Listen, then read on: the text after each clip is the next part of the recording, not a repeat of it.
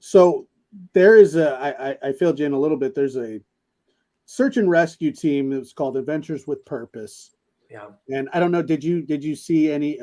Were you able to see any of the happenings with that? You know, the CEO or the founder of it was indicted by Utah on a 30-year-old case, Yeah. which is a long. I mean, it's a long time ago. Yeah. But the statute of limitations, all that stuff, it still applies, and they have indicted him on 2 counts of rape of a child. That's I Yeah. mean, I mean that's a very straightforward charge.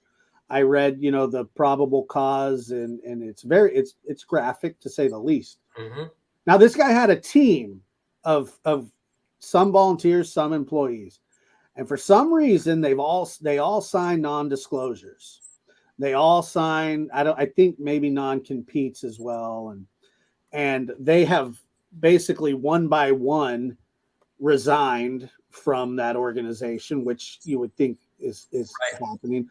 And then there were some that had done it well before this because they just didn't like the the way that the company was ran. And you know, we'll talk to the guy that ran the company, just bought like a $1.2 million home and a Yeah. second home, and things like that, where he's running a nonprofit. The whole thing's scummy, to say the least. Now, this is kind of in your wheelhouse, right? I Yeah. mean, these non-disclosures. Uh, Can are those? I mean, are those void now? So there's a lot that goes into this discussion in terms of that. So non-disclosures and non-competes, okay, they're birds of a feather, of course. So a non-disclosure is literally I'm going to agree I'm not going to say anything about anything bad or anything else about this company after I leave. A non-compete, a little different, means I'm not going to go set up a competitor business to this company. Non-competes typically, oftentimes you'll see them have a time period involved: 2 years, 3 years, 5 years. They may even have a geographic limitation, like I won't compete in the greater San Francisco area, but I can go to Sacramento or some other part of the country or whatever. That's So how the commission for the mafia worked. yeah. So basically these two things they're contracts. All right, so every contract, the strength of the contract is, well, how well was it written, who drafted it, all that stuff. Don't know, we haven't seen them. But as a general rule, they are something that's enforceable. So if you leave a company, you violate the non-compete, you violate the non-disclosure, yeah, whoever is on the other side of that contract typically can move to enforce that. My question, honestly, I have is, given what happened here, so you have the founder of AWP, I might mispronounce the last name, was Jared Leisek or something like Yeah, that. yep. You That's know, true. he has this indictment. The victim was, according to the information, I believe, was between 9 and 10 years old, and he was, according to the information, 7 years older at the time. There's been publications referencing internal AWP emails between him and the victim in the last year, by the way, apologizing supposedly. Anyway, Yeah, I think that's what got him indicted. yeah. So, the question I have is, who's going to move to actually enforce these non-disclosure agreements or non-competes if AWP goes belly up?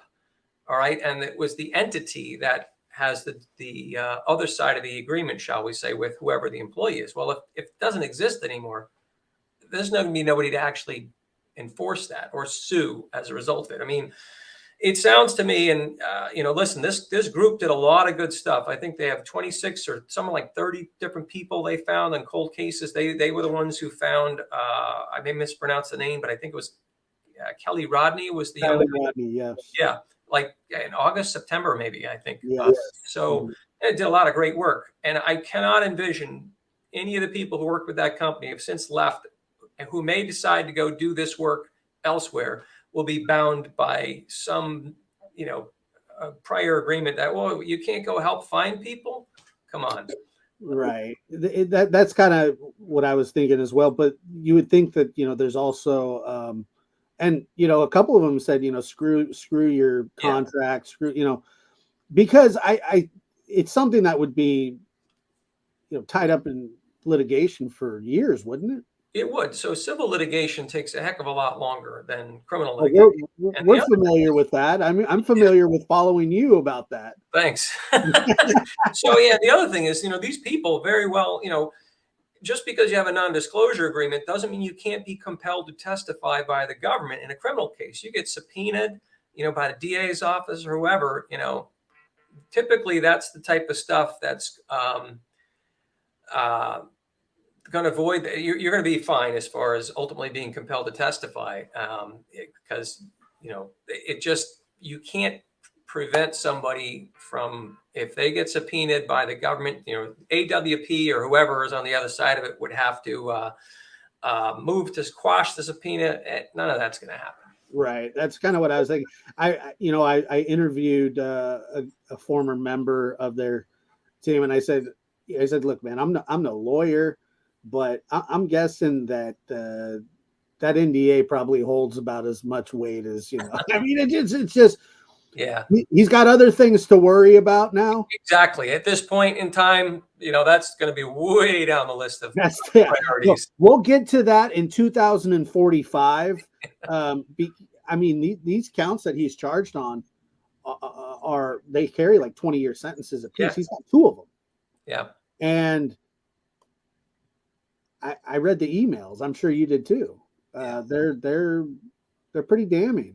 Very. I mean, it's an admission against interest. Clearly, He's going to have to cop a plea. I mean, I can't imagine him not. Once again, speculation, but taking this to trial, it would just open up the biggest can of worms for somebody who has already had a really shady past with stuff that's all coming out now, gun charges and investigated for insider trading and things like so he's whatever he's gonna, like you said, these non-disclosures, these non-competes are going to be the least of their worries. And I wasn't like, I want to give you guys bad legal advice, but who gives a shit? That's basically what I wanted to say to him, and I think that they're starting to kind of realize that. And matter of fact, I when you get back or from your vacation, I'll probably have a copy of it that you could take a look at if you'd like, because it's